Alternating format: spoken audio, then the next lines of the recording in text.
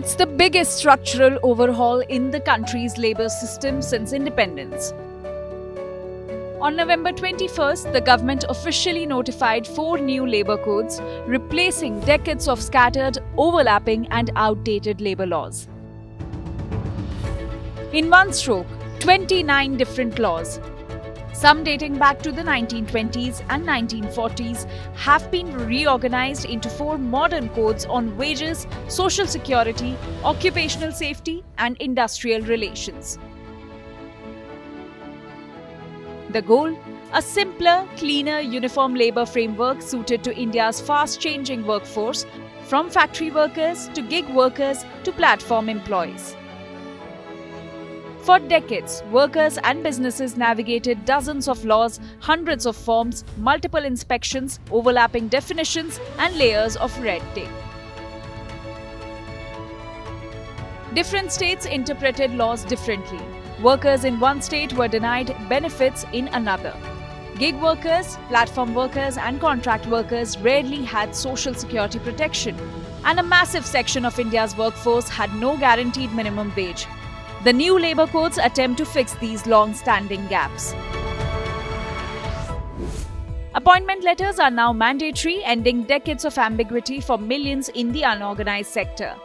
PF, ESIC and insurance are extended to all workers, including gig and platform workers, bringing them under a social security umbrella for the first time. For decades, nearly 70% of Indian workers were outside minimum wage coverage. Now, every worker is covered. Workers above 40 will get free annual health checkups, a protection that never existed before. Timely wage payment is mandatory with strict limits on deductions. Women can work in all sectors and night shifts if they choose, with mandated safety measures. ESIC coverage becomes pan-India, ending the old system of notified areas. Before these reforms, India's labour system was powered by a mountain of paperwork, 29 different laws, 84 registers, 181 forms, 31 separate returns and more than 1,400 provisions. Now, all that bureaucracy has been compressed into one registration, one license and a single electronic return. A huge shift for MSMEs and startups struggling with compliance burdens. The new codes fundamentally reset how wages are defined.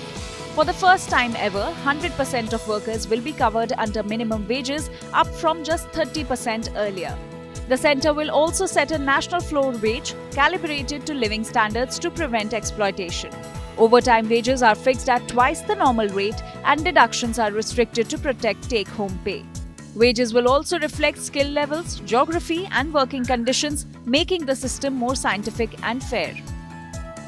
On layoffs and retrenchment, several major changes have been introduced. Workers become eligible for gratuity just after 1 year instead of 5. If retrenched, workers must be paid 15 days of wages and that payment must be completed within 45 days. The threshold for government approval in layoff decision rises from 100 workers to 300 workers, something the government says is crucial for attracting investment while still protecting workers. And definitions of workers have been broadened to reflect modern employment patterns. The reforms have triggered a fierce political and ideological battle. Supporters say the codes expand protections, simplify laws and offer certainty for both workers and employers. Opponents call them anti-worker, anti-labor and pro-corporate.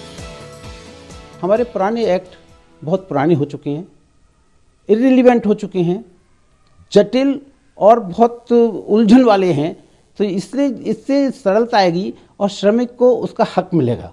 तो ये जो श्रम संहिताएं आई हैं, ये वास्तव में स्वागत योग्य है।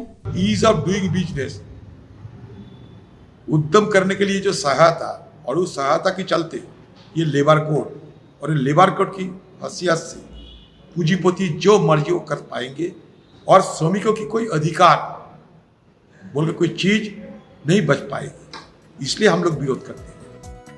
Central trade unions have upped the ante, condemning the reforms as genocidal attacks on livelihoods and calling for nationwide protests and black badge campaigns.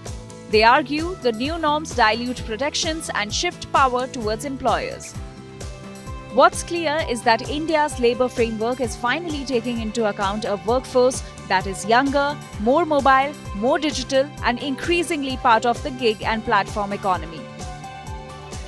Whether the reforms will bring the transformation the government promises is up in the air, but for now, the country's labour laws have entered a new era, simpler, broader, and more aligned with the realities of 21st century economy.